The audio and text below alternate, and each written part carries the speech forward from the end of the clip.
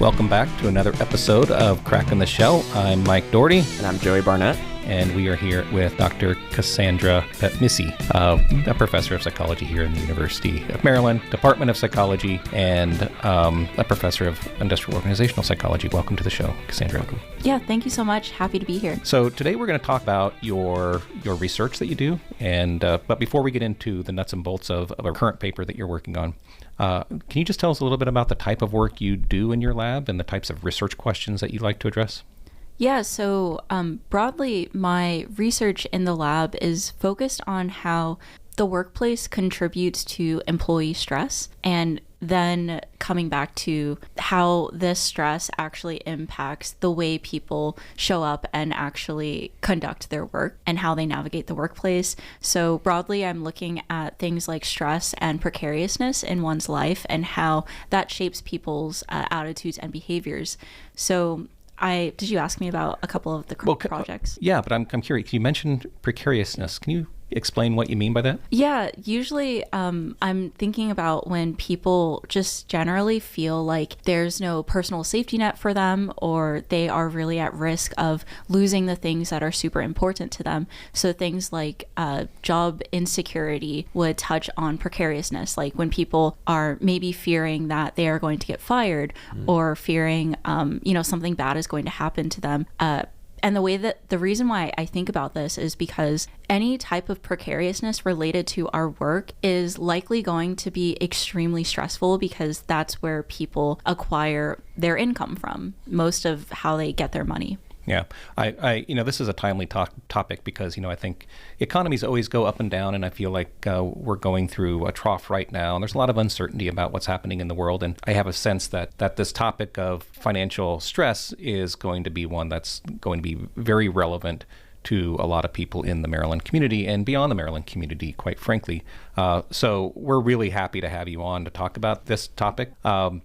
I want to skip now to this paper you're currently working on, which is a meta-analysis of the relationship between financial stress and income and other variables.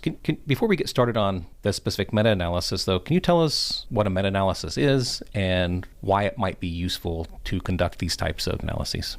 Yeah, so a meta-analysis is a research methodology where a researcher takes any kind of study, whether it's been published or any unpublished data that they can acquire. And they're essentially trying to ask a big question that settles something in the literature. Like maybe there's a debate, or there's this remaining question about how variables are actually related to each other, something that's been unanswered, and perhaps taking stock of all of the literature that we do have access to can provide us with some kind of answer for this. So with a meta-analysis, you're probably taking what's called it's called effects. So it's actually the relationships that we're using to understand, how two things are correlated usually with each other. And in this particular meta-analysis that I did, it was a correlational meta-analysis, which means the effects that we're focusing on are correlations. And we're taking all of these correlations and kind of mashing them into one study to account for, all of the things that could happen in individual studies, and seeing what the overall correlation would be when you take account like dozens and dozens of different effects done by independent researchers. I'm not an expert in meta-analysis, but one of the, I think, important features of a meta-analysis, right, is that you get better precision, because, right, as we were talking earlier today, for any individual study, there's always a lot of uncertainty, and we always want to sort of move towards reducing that uncertainty. And so what the meta-analysis provides then, right, is a better estimate of sort of the population correlation, because we can leverage multiple studies with huge samples to like hone in on some particular population values. All right, so with that as background, can you tell us about this new study that you're working on, this meta-analysis? Yeah, so this meta-analysis was actually something I started in graduate school when I was a third year. I think I was taking either social psychology or individual differences, where I wanted to focus on financial stress. And I think at the time, because I was so new to the field, I was really looking for a paper that did some kind of review or summary of the literature, but there wasn't actually one out there that answered the questions that I needed. So I thought, okay, I guess I'm going to be the one who's going to do this review paper. And fast forward like 3 or 4 years later, I'm finally, wrapping this up, hopefully. But essentially in this area, there's a lot of research already about how financial stress is pretty detrimental to people's well-being and also in some ways can affect or relate to their behaviors, like, thinking about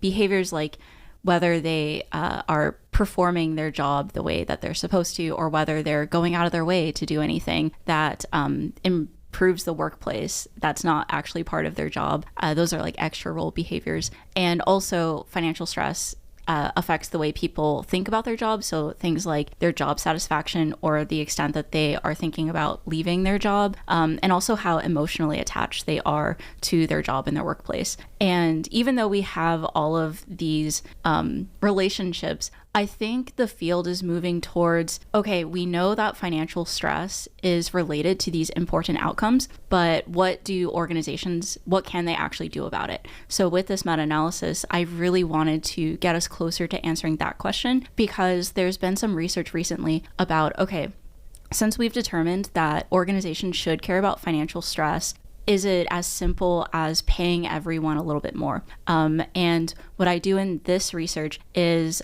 I show that there is a relationship between financial stress and one's income. However, the relationship is not strong enough for us to conflate the two, or for us to think that addressing income would probably address everything else that financial stress is, like how it's affecting a person. Can we dig into that just a little bit more? What exactly is financial stress? On the one hand, right, it's like, okay, presumably if I don't have resources, I'm going to feel stressed about whether I can meet my sort of obligations, right? Buy food, provide housing, clothes, schooling, or whatever else that I need for my family.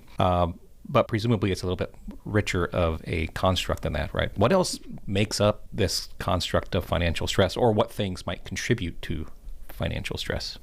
I would actually say you're pretty close on like how I'm thinking about financial stress, because it's two components at least. So the definition of financial stress that I typically use is people's worries about their perceived inability to fulfill their demands. So here, there's two components. The first one is the actual resources you have. So like financial resources or income is what I typically think about. But there's this whole other component that you touched on that's like all of the demands that I have to even fulfill my needs. So even though we can all in this room have the same income, we all don't have the same needs. Maybe some of us have families that we need to also financially provide for, or maybe one of us is like drowning in debt that we're thinking about. And researchers right now are actually trying to understand the components that really contribute to financial stress. And income seems to be the one that people have been thinking about the most, which I think is why we focused so much on it in this meta-analysis. But recently, there's a lot of work about like family obligations and debt. So that's why I mentioned those two. Oh, interesting. The most, right, yeah, makes sense. So it's like as a field, we're trying to get closer to, if we think of financial stress as a pie, like what are the different slices? You're looking at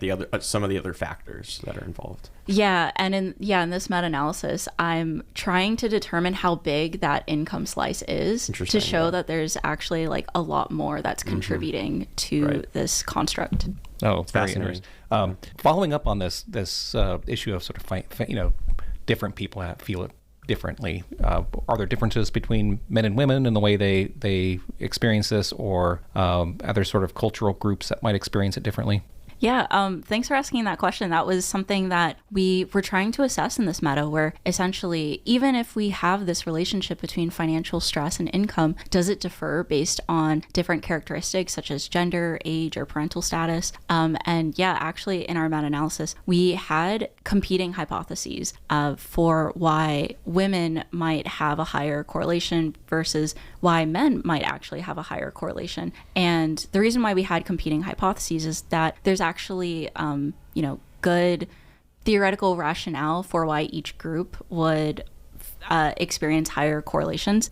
And what we actually found was that men report stronger correlations between financial stress and income. And our thinking about this, which we had a priori thinking, but we didn't actually test why, like in the meta-analysis. So this whole mechanism of why it happens, it's still up for further testing. So this is just what I'm thinking at the moment, is that in some social psychology theories about masculinity and manhood, there's a lot of expectations that society puts on men, and that men also internalize, that they have to meet certain financial obligations or employment obligations in order to fulfill their gender role of feeling or being a man. And I think that's something at play here, where I think the correlation was vastly different in this meta-analysis. I think for men it was negative 0.40, and for women it was about negative 0.26, which is just like a lot stronger than I expected. But basically it's saying that that pie that I talked about, the slice for men, I think the income slice would be larger for women, basically, and that their feelings of being stressed about money, I think, is largely tied to how much money they are making. And I talk about this a little bit in the paper, that perhaps not making like high enough income to whoever like is in question, it feels threatening, and maybe threatening at a like maybe I'm not fulfilling my prescribed gender norm, or like I feel threatened about that. But again, like I said, I didn't actually test that. That's for a future researcher to test. That's interesting. Maybe this is where you're going to go with it, and I don't think I saw this in the paper, but do you think that relationship would be higher for men in cultures in which there's a stronger masculinity identity norm? Yeah, that's actually something I really wish we could have tested. But I suspect, yes, if there's maybe culture like that's stronger than I think in the United States around what it means to be a man, and if that if that encompasses, things like money or, having a prestigious job or a good job or something, I definitely think it would be higher. And we actually really did want to test cultural differences in here. But a reason why we couldn't was because so much of the research that we found came from the United States, and there wasn't enough variability, I think, from like different kinds of cultures or like different countries even. It was very interesting. Yeah. Well, even in the United States, I mean, in theory, those studies could have cultural variables built into them if they're not coded, right? So if you're doing a study in the workplace and you're not collecting that data, or if you don't have a large enough sort of portion of the sample that samples different people from, subpopulations, it's hard to look at that stuff.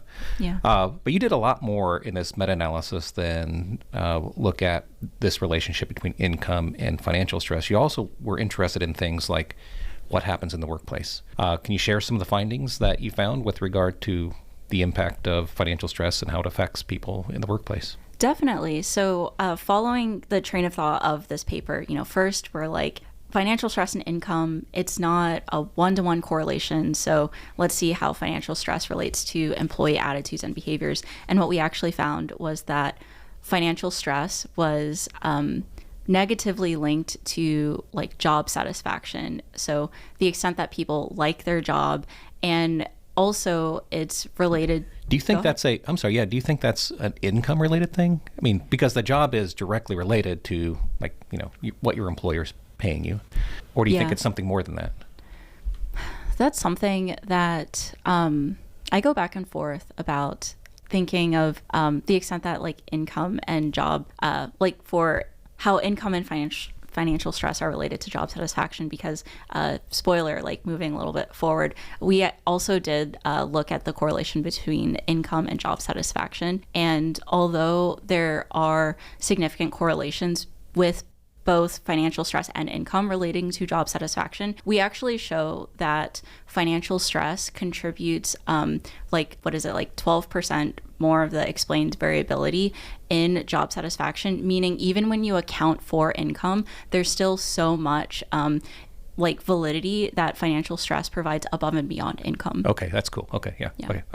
Sorry for interrupting you. Go ahead. Oh, no, it's okay. So you were talking about all the other things and like the job-related impacts, but go ahead. Yeah, so we also found that financial stress relates to people's desire to leave their job. So essentially, there's this positive correlation with financial stress and turnover intentions. And then, so that was all attitudes. But with behaviors, we wanted to look at task performance. So this is the extent that people are actually fulfilling the roles that are ascribed to their job. And then we looked at counterproductive work behaviors, which is like when employees do things that go against the organization's goals. So things like being absent or being late to work.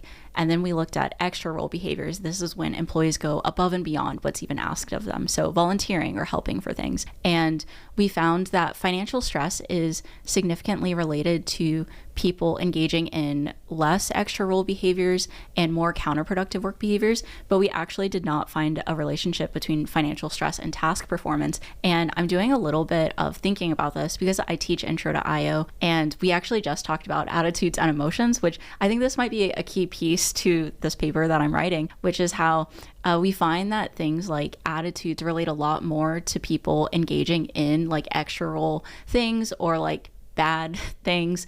But when it comes to attitudes and job performance, the link is not as strong, because I think, at the end of the day, even if you are financially stressed, you need to make sure that you keep your job and that you're maintaining performance. But maybe there are these like psychological detriments, like the worries of financial stress are just occupying a lot of your time and your brain space. So I think it's really interesting that we found no relationship with task performance, but these other behaviors, there was something there. Oh, that's really cool. Joey, do you have any questions? Yeah, why is, you've touched on this a little bit, but like, just in general, kind of zooming out a little bit, like why is understanding financial stress, important for employers and employees? What could employers do differently maybe to better understand financial stress? That's a great question. Because in this paper, we're essentially saying like, yes, addressing income is really important, but there's so much there are so many other things that organizations may be missing out on that they could address if they want to reduce people's financial stress. Because, with the links between attitudes and behaviors, we know that when people are worried about money, it is actually affecting how they show up to work and how they physically are like being at work. And with this paper, I'm hopefully trying to like nudge the area to look into other recommendations, like providing flexible family policies or like childcare, or maybe when you're increasing or when you're addressing income, like what threshold are you looking at? Like, are you even meeting the cost of living? What we see in some reports is that organizations do know that they can increase income, but they kind of choose not to. We find this in like the industry where, like in these very profitable companies, there's a choice being made. So I guess another part of my research is just like, okay, if you're not going to do that, like there's probably a lot of other things maybe you could be doing, maybe providing like educational opportunities or like tuition reimbursement, like these other things that might be getting at demands that your employees are facing, in addition to just how many financial resources that you're providing them. Yeah, I feel like, sense? Yeah, no, it does. And I feel like super applicable to like right now, right? Super applicable. But I mean, historically, right, the some things that the U.S. does not do well at are things like family support, where this is a major stressor on folks, right? Because we get very limited time off for starting a family relative to other countries, and going back into work 6 months after having a baby is challenging in its own right. But then having to pay for childcare, not to mention finding the childcare. Oh, right, it's so expensive. It's expensive. I can say from firsthand experience. I can say it from firsthand experience too. It is mind-bogglingly expensive. It's a mortgage. It's a mortgage. It's mind-boggling expensive. And then, of course, it's stressful to put your child in the care of someone else altogether, especially when you're not close by. Cassandra, this has been a wonderful conversation.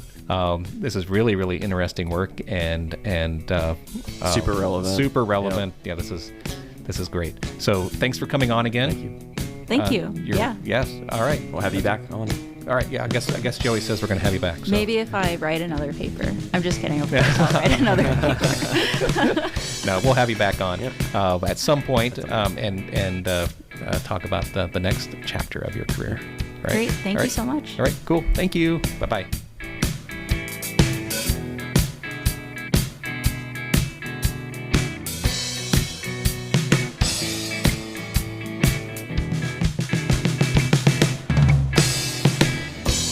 and we are here again with Dr. Cassandra Phetmisy, professor of psychology. Did I mess up your name again? I mean, that's how some of my family members say it. So Okay. I'm just like, maybe I'm wrong, but Okay. whatever. All right. Nobody's ever corrected me. I don't know.